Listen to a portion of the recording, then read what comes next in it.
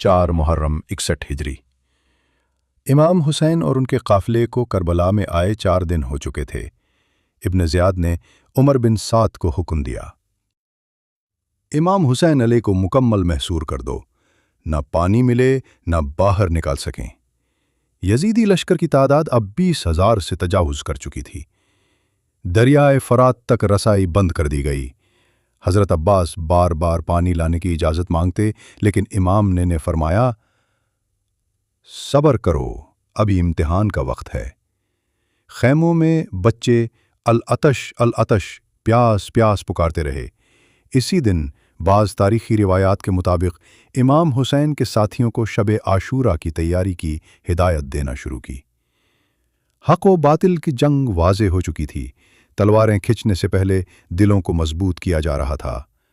یہ 4 محرم تھا جہاں باطل کی فوجیں بڑھ رہی تھیں اور اہل بیت اللہ پر بھروسہ اور صبر کی مثال بن رہے تھے۔